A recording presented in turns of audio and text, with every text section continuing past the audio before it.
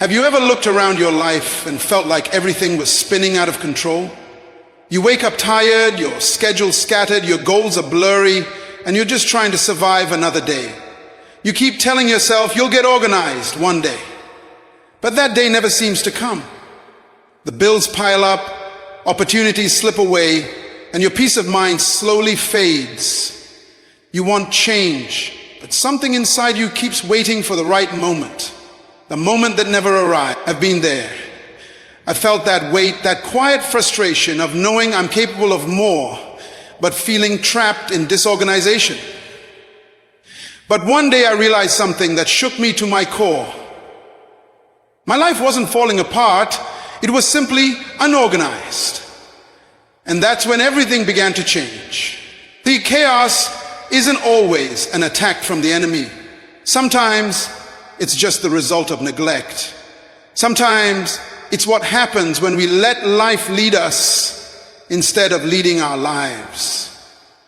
And the truth is, no matter how anointed, gifted, or talented you are, if your life lacks order, your purpose will always remain buried beneath the mess. Now, let's look at this from a divine perspective. The Bible says in 1 Corinthians chapter 14, verse 33, "For God is not the author of confusion, but of peace." That means if confusion dominates your life, God is not the architect of it. He designed you for order, for clarity, for direction. That's His nature.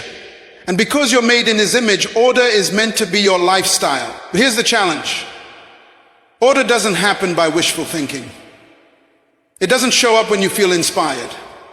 You have to force yourself to organize your life. You have to fight through the excuses, the laziness, the comfort zones, and say enough is enough. My life deserves structure. Because until you decide to get serious about your order, you'll keep living beneath your potential. When you start to organize your life, your time, your priorities, your habits, your space, something supernatural begins to happen. Peace replaces panic. Focus replaces frustration. Confidence replaces confusion. You stop reacting to life and start directing it. You begin to see that every blessing you've been praying for requires a level of structure to sustain it. God won't pour new wine into old wineskins. He won't release your next level until you create the capacity to handle it. And I want you to hear me clearly. Organizing your life is not about being perfect, it's about being prepared. It's about becoming the kind of person who can manage success, not just desire it. Because opportunities don't wait for the unprepared. They're attracted to order, discipline, and readiness. So if your life feels like it's in pieces, maybe it's not punishment, maybe it's an invitation. An invitation to rise up, to reset, and to realign your world with purpose. God wants you to bring order into every area of your life. Your mind, your habits, your finances, your goals, your relationships. Because where there's order, His peace dwells. And where His peace dwells, progress begins. So today, I challenge you. Stop waiting for motivation and force yourself into organization. Clean the clutter, set the schedule, structure your days. Because when you do, you'll discover something powerful. Order is not just a habit, it's a spiritual principle. It's the foundation on which destiny is built. When your life is disorganized, you don't just lose time, you lose peace. You don't just misplace things, you misplace purpose. Every day that passes without order quietly drains your energy, your focus, and your faith. And the truth is, disorganization doesn't announce itself loudly. It creeps in slowly. It starts with small neglect. An undone task, a missed appointment, an ignored plan, until one day you wake up and realize your whole life feels like it's running you instead of you running it. Have you ever noticed how stress multiplies when you don't have structure? You wake up anxious because you don't know where to start. You go to bed frustrated because you didn't accomplish what mattered most. You're constantly busy but not truly productive. That's not how God intended you to live. The Bible says in 1 Corinthians chapter 14, verse 33, "For God is not the author of confusion, but of peace." That means wherever confusion reigns, peace is absent. And when peace is absent, progress becomes impossible. You see, God created the universe in perfect order. He separated light from darkness, waters from the land, day from night, everything in its proper place. And if the Creator himself functions in order, how much more should we, his creation, reflect that same discipline in our lives? Organization isn't just about managing your schedule. It's about aligning your world with divine design. Let's think about a real-life moment. Imagine someone juggling work, family, church, and personal growth all at once. They're trying to please everyone, do everything, and be everywhere. But deep down, they're drowning in exhaustion. Their mind is cluttered. Their priorities are scattered, and even their prayer life feels rushed. They're not lazy. They're simply unorganized. And as a result, what should bring joy now feels like a burden. They're running fast, but they're not going far. That's what disorganization does. It robs you of clarity. It makes you feel overwhelmed by everything, yet accomplished in nothing. You begin to confuse motion with progress. You start living in survival mode instead of growth mode. But once you begin to organize your life, even in small steps, something powerful begins to shift inside you. You realize that peace isn't the absence of problems. It's the presence of order. Organization is not just a practical discipline. It's a spiritual act of obedience. When you organize your time, you're honoring the gift of time God gave you. When you manage your resources wisely, you're showing gratitude for provision. When you plan your day intentionally, you're declaring that your purpose matters. That's why life organization is not optional for people who want to live with meaning. It's essential. So many people pray for new blessings, new doors, new opportunities, but they haven't built the structure to sustain them. They want more from God without managing what they already have. But divine increase always follows divine order.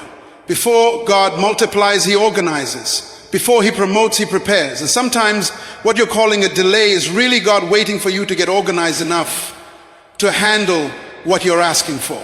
I want you to think about this. How can God trust you with more when you are still losing track of what's already in your hands? Organization tells heaven, I'm ready for more. It signals maturity, readiness, and responsibility. It creates space for growth, creativity, and rest.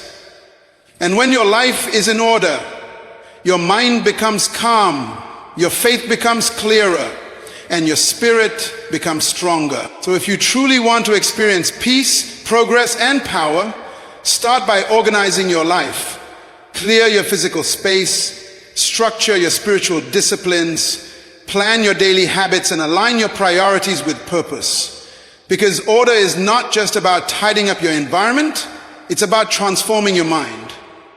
When your life is structured, you don't chase opportunities, opportunities find you. And I want to remind you today, God can do great things with a life that's in order. Your next level depends on your ability to steward the present one.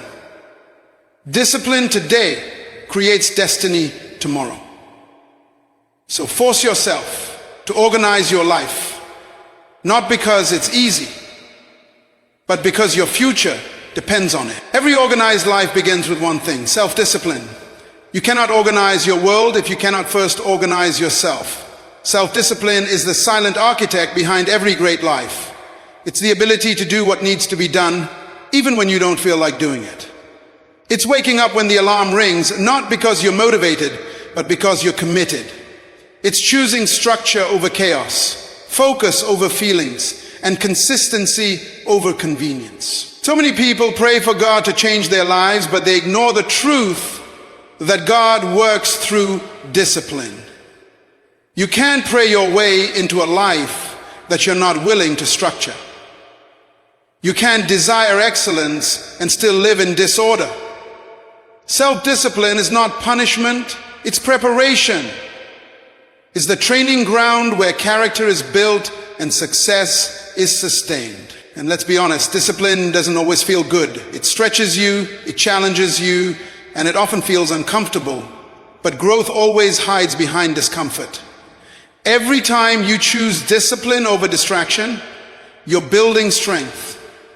Every time you choose to plan instead of procrastinate, you're shaping your future. Every small disciplined action compounds into a lifestyle that commands respect and produces results. Think about your time. How many hours slip away each day because of disorganization? How much energy is wasted trying to fix what could have been prevented with a little planning? Discipline gives you control over your time. It teaches you to say no to what doesn't serve your purpose and yes to what moves you forward. It's not about being perfect. It's about being intentional. Now, I want you to reflect for a moment. What's one area of your life where you've been lacking discipline? Maybe it's your time management. Maybe it's your finances. Maybe it's your consistency in prayer, study, or personal development. Whatever it is, understand this. Discipline in one area strengthens your capacity in every other area. The moment you get disciplined, your focus sharpens, your energy multiplies, and your results begin to align with your prayers. Let's talk about this practically. Discipline requires you to prioritize tasks, create routines, and set boundaries. Prioritizing tasks means you focus on what truly matters, not what's urgent, but what's important. Creating routines means you stop relying on emotions and start relying on systems, because systems sustain success. And setting boundaries means protecting your time and energy from anything that pulls you off purpose. You can't say yes to everything and still expect to be organized. Sometimes saying no is the most disciplined thing you can do. When you cultivate discipline, you'll notice something powerful. Life becomes lighter. You stop chasing motivation because discipline gives you momentum. You stop living reactively because discipline gives you rhythm. It brings stability, confidence, and peace of mind. You no longer wake up confused about what to do next. Your day has direction because your mind has order. Even without using familiar names, the truth remains universal. Every great leader, every impactful thinker, every purpose-driven person mastered the art of discipline before they mastered success. Because self-discipline is not just a skill, it's a spiritual law. It honors God when you manage your life with excellence. It says, Lord, I value what you've given me enough to steward it well. And that's why discipline must become your daily lifestyle. It's not a switch you turn on occasionally. It's a muscle you strengthen daily. Every time you keep a promise to yourself, you're training that muscle. Every time you wake up and follow through on your plans, you're telling your mind who's in charge. The more you do it, the stronger you become. So if you truly want to organize your life, start by mastering yourself. Your environment can't be in order if your inner world is in chaos. The outer mess is just a reflection of an undisciplined mind. But when your inner life becomes structured, your outer world begins to follow. Discipline brings harmony, and harmony creates momentum. So today, make a decision, not an emotional one, a disciplined one. Decide to take back control of your time, your habits, your energy, your thoughts, because when you master self-discipline, you master life. And when you master life, you become unstoppable. Now, let's dive into identifying and removing clutter. The truth is, no matter how disciplined or focused you are, if your life is filled with clutter, you'll never experience true peace or progress. Clutter is not just the mess you see around you. It's the chaos that silently occupies your mind and spirit. It's the weight that slows you down without you even realizing it. And until you confront it, it will keep you trapped in cycles of frustration, procrastination, and confusion. Clutter comes in many forms: physical, emotional, and spiritual. Let's start with the physical. You can't have mental clarity when your environment is constantly in disorder. Your surroundings reflect your inner state. When your room, workspace, or home is filled with piles of unfinished tasks, unorganized items, or things you no longer need, it silently drains your energy. You begin to feel overwhelmed without understanding why. That's because clutter screams silently. It tells your mind there's more to do, even when you're trying to rest. But when you start decluttering your physical space, you make room for focus, creativity, and calm. Then there's emotional clutter, the kind that hides behind your smile. This is the clutter of old hurts, regrets, unforgiveness, and unresolved feelings. It's that quiet resentment you've been carrying for years, that guilt you never let go of, that disappointment you keep replaying in your mind. Emotional clutter makes you heavy, and no matter how well you organize your schedule, you'll still feel stuck if your heart is cluttered with pain. You can't walk into new seasons while holding on to old wounds. And then there's spiritual clutter, the most dangerous of all. This is the noise that distracts you from hearing God clearly. It's the constant scrolling on social media, the endless comparison, the distractions that rob you of your quiet time and intimacy with Him. You tell yourself you're too busy to pray, too tired to read, too distracted to focus, and yet that's where your strength is being drained. Not because you don't love God, but because your spirit is overcrowded with things that don't matter. The Bible gives us a clear solution in 1 Peter chapter 5 verse 7. Cast all your cares on Him, for He cares for you. That means you were never designed to carry all that clutter, not the emotional weight, not the spiritual distraction, not even the physical chaos. God's plan is for you to release it. When you cast your cares on Him, you're saying, Lord, I refuse to live heavy. I refuse to live distracted. I choose peace. Now imagine this: a young professional full of potential but struggling to move forward. Every day they wake up to a messy room, a chaotic inbox, unpaid bills, and a mind filled with worry. They spend hours scrolling through social media, comparing their life to others, getting distracted and losing focus. They want to grow, they want to succeed, but their life is cluttered with distractions, debt, and unresolved conflicts. They pray for breakthrough, but they can't see that the first step to breakthrough is decluttering, because clutter in any form blocks clarity, and clarity is the foundation of direction. You can't see where you're going if your mind is clouded with too many open tabs. Sometimes the miracle you're waiting for is hidden behind the mess you refuse to clean up. God can't fill what's already full. If you want Him to move in your life, you must first make room. So how do you begin? You start small. One space, one habit, one emotion at a time. Create your personal decluttering plan. Ask yourself, what in my life no longer serves me? What habits are stealing my time? What relationships are draining my energy? What thoughts keep replaying that I need to surrender to God? Be honest with yourself. Because transformation doesn't begin with pretending everything is fine. It begins with confronting what's not. Decluttering isn't about losing things. It's about gaining yourself back. It's about creating space for peace, purpose, and divine direction. The less clutter you have, the more clearly you can hear God's voice, the more freely you can move, and the more powerfully you can grow. Every area you declutter becomes an open door for new possibilities. So if you feel stuck, maybe it's time to look around and within.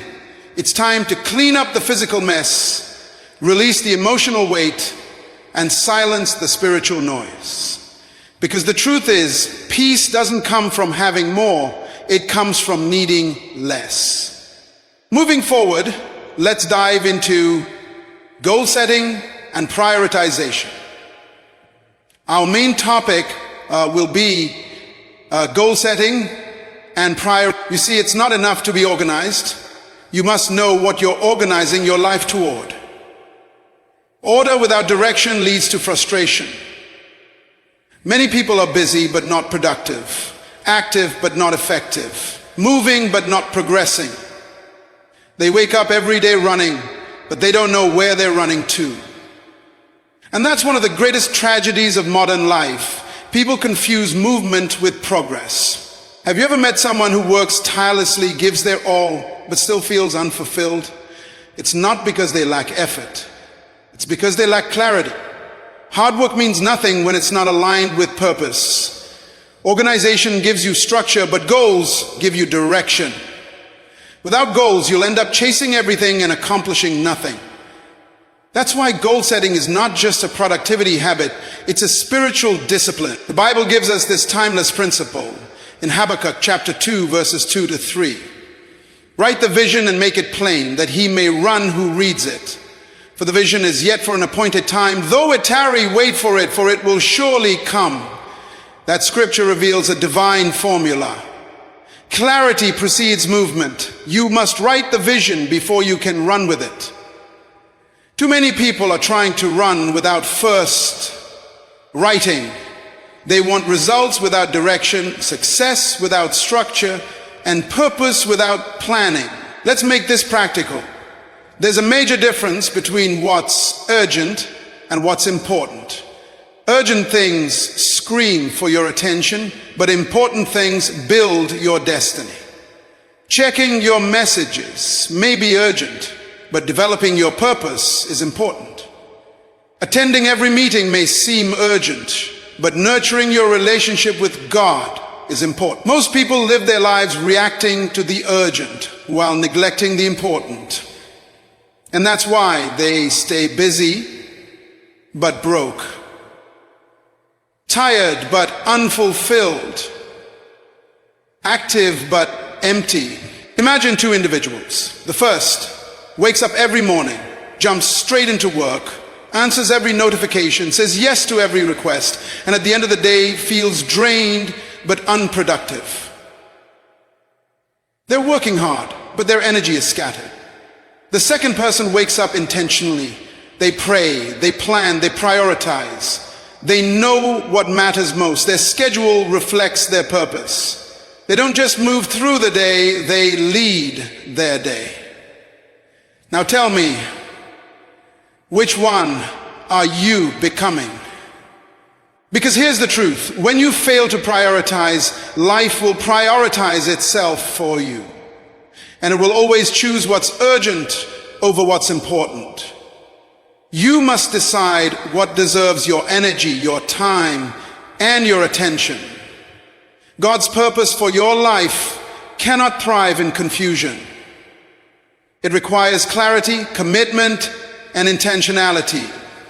And this is why goal setting is not optional, it's foundational. When you set goals that align with God's calling, you're not just planning, you're partnering with divine purpose.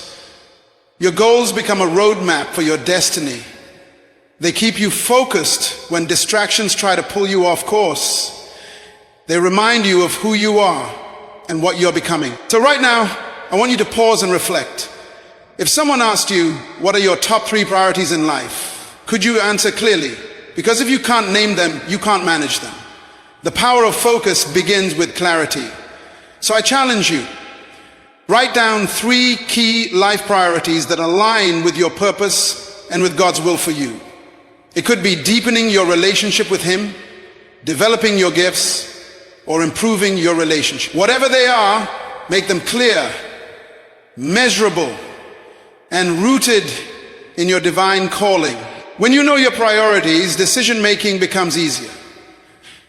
You don't waste time on distractions because you know what deserves your attention. You don't compare your journey to others because you understand your own assignment. And you stop chasing everything that looks good because you're focused on what is good. What's aligned with your purpose. Remember, success is not about how much you do. It's about how much of what you do truly matters. Organization without direction is like a ship without a compass. But when your goals are clear, your steps become intentional, your energy becomes focused, and your progress becomes unstoppable. So today, make that decision. Don't just live, lead your life. Don't just move with purpose. Don't just work toward what God has placed in your heart. Write your vision, make it plain, and then run toward it with passion, discipline, and faith. Because when you set clear goals aligned with His will, you won't just be busy, you'll be becoming. You see, time is the most valuable currency you will ever possess. You can lose money and make it back, but once time is gone, it's gone forever. Every minute you waste is a piece of your destiny slipping through your fingers. And yet most people treat time casually, as though it will always be there. But when you begin to understand that time is not just a resource, it's a responsibility, everything about the way you live begins to change. Time is not just something to manage, it's something to honor. Managing your time wisely is one of the highest forms of worship, because it shows that you respect the life and purpose God has given you. The Bible reminds us in Ecclesiastes chapter 3 verses 1 to 8, there is a time for everything and a season for every activity under heaven. That means every purpose has a time slot and every destiny has a schedule.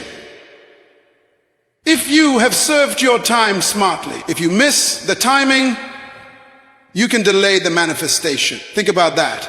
God designed your life in seasons, moments of planting, moments of growing, moments of harvesting.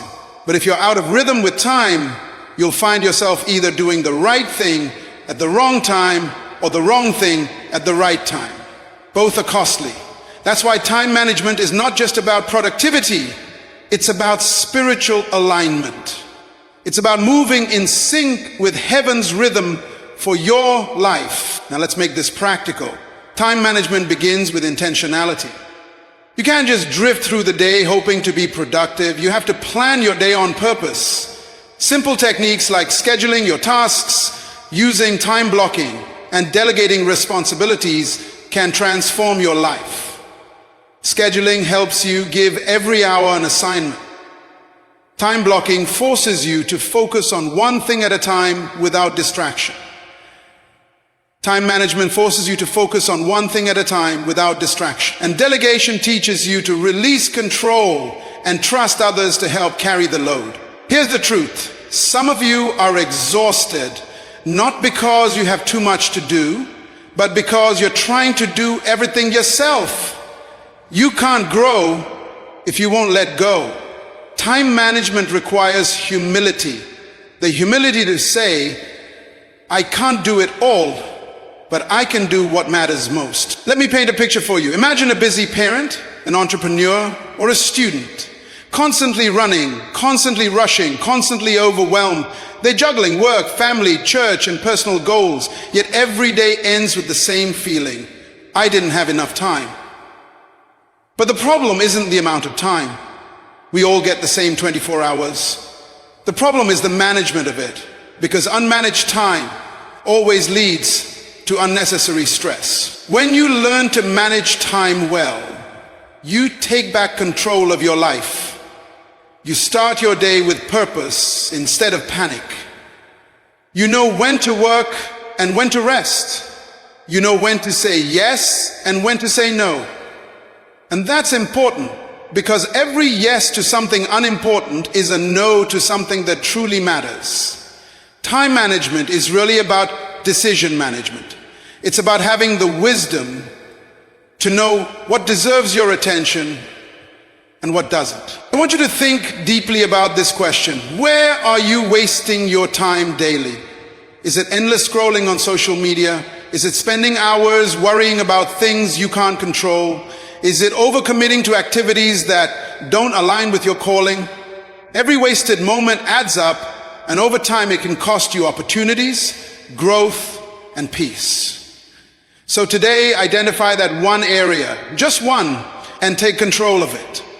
Because if you can reclaim one area of wasted time, you can reclaim your focus, your energy, and your momentum. Here's something powerful to remember. Time is sacred. because it's the platform through which purpose is fulfilled. Every dream you have, every goal you want to achieve, every impact you're meant to make, all of it depends on how you use your time. That's why the enemy doesn't always need to destroy you. He just needs to distract you. If he can steal your focus, he can waste your time. And if he wastes your time, he can delay your destiny. So today I encourage you, start treating time as a gift from God, not a guarantee. Plan your day prayerfully, protect your time fiercely, spend it wisely. Because when you manage your time well, you're not just being organized, you're honoring the one who gave you the time in the first place. When you align your time with your purpose, you stop living reactively and start living intentionally. You stop chasing the clock and start mastering it. And once you master time, you begin to master life. You see, time is the most valuable currency you will ever possess. You can lose money and make it back, but once time is gone, it's gone forever. Every minute you waste is a piece of your destiny slipping through your fingers. And yet most people treat time casually, as though it will always be there. But when you begin to understand that time is not just a resource, it's a responsibility, everything about the way you live begins to change. Time is not just something to manage, it's something to honor. Managing your time wisely is one of the highest forms of worship because it shows that you respect the life and purpose God has given you. The Bible reminds us in Ecclesiastes chapter 3 verses 1 to 8, there is a time for everything and a season for every activity under heaven. That means every purpose has a time slot and every destiny has a schedule. If you miss the timing, you can delay the manifestation. Think about that. God designed your life in seasons, moments of planting, moments of growing, moments of harvesting. But if you're out of rhythm with time, you'll find yourself either doing the right thing at the wrong time or the wrong thing at the right time. Both are costly. That's why time management is not just about productivity, it's about spiritual alignment. It's about moving in sync with heaven's rhythm for your life. Now let's make this practical. Time management begins with intentionality. You can't just drift through the day hoping to be productive. You have to plan your day on purpose. Simple techniques like scheduling your tasks, using time blocking, and delegating responsibilities can transform your life. Scheduling helps you give every hour an assignment.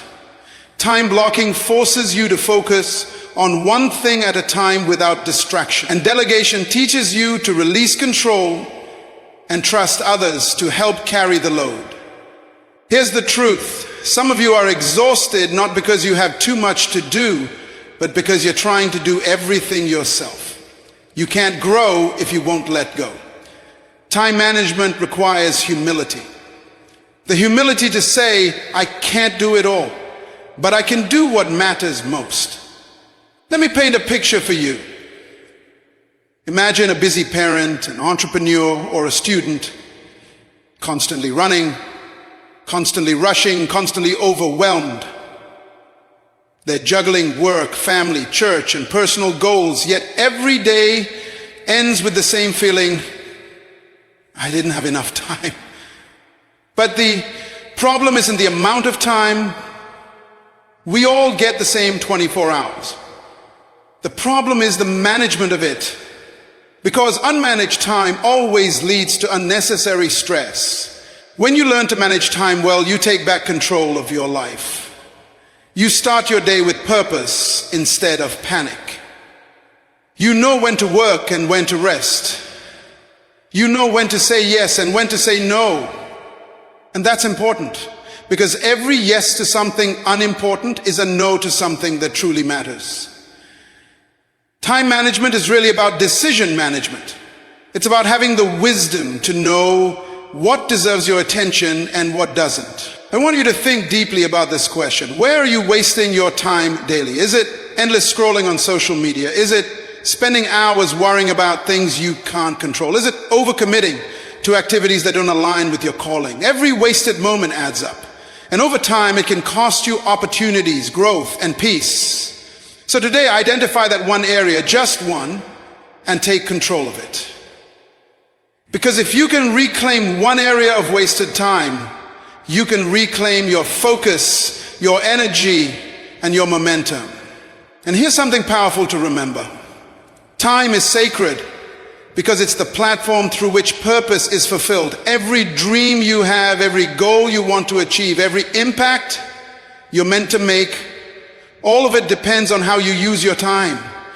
That's why the enemy doesn't always need to destroy you. He just needs to distract you. If he can steal your focus, he can waste your time. And if he wastes your time, he can delay your destiny. So today, I encourage you, start treating time as a gift from God, not a guarantee. Plan your day prayerfully. Protect your time fiercely. Spend it wisely. Because when you manage your time well, you're not just being organized, you're honoring the one who gave you the time in the first place. When you align your time with your purpose, you stop living reactively and start living intentionally. You stop chasing the clock and start mastering it. And once you master time, you begin to master life.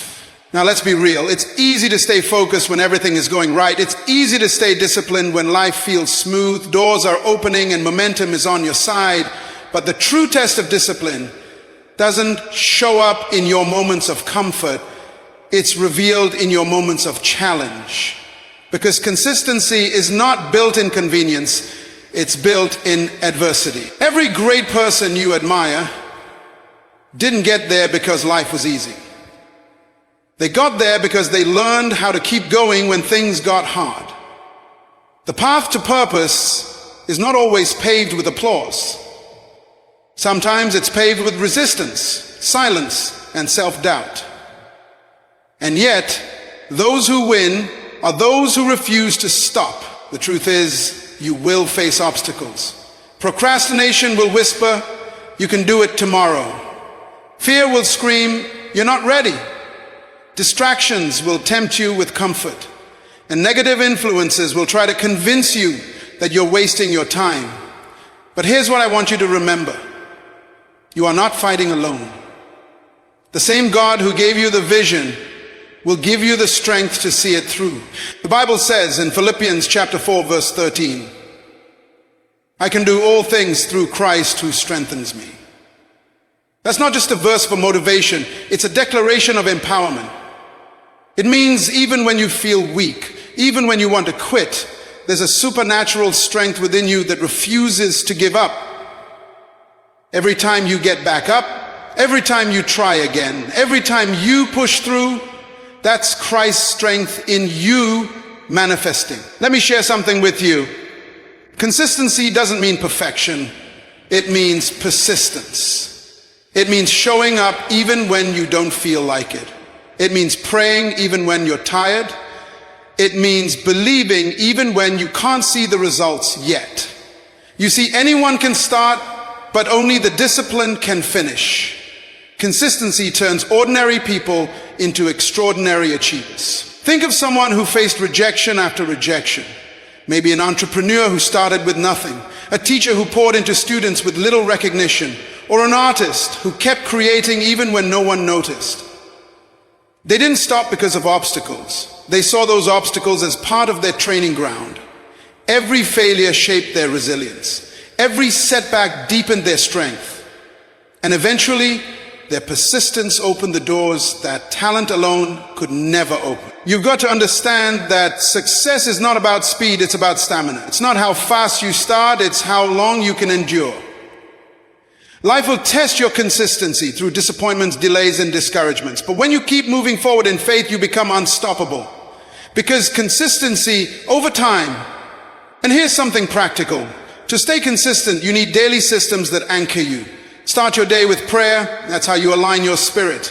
Reflect often. That's how you stay aware of what truly matters. Create routines that protect your focus. That's how you stay productive. And build resilience. That's how you keep going when everything in you wants to stop. Ask yourself, what usually stops me from being consistent? Is it fear? Is it comfort? Is it distraction? Identify it, because you can't defeat what you don't define. Once you recognize your obstacles, you can begin to manage them, not let them manage you. And let me tell you, when you keep showing up, something powerful happens.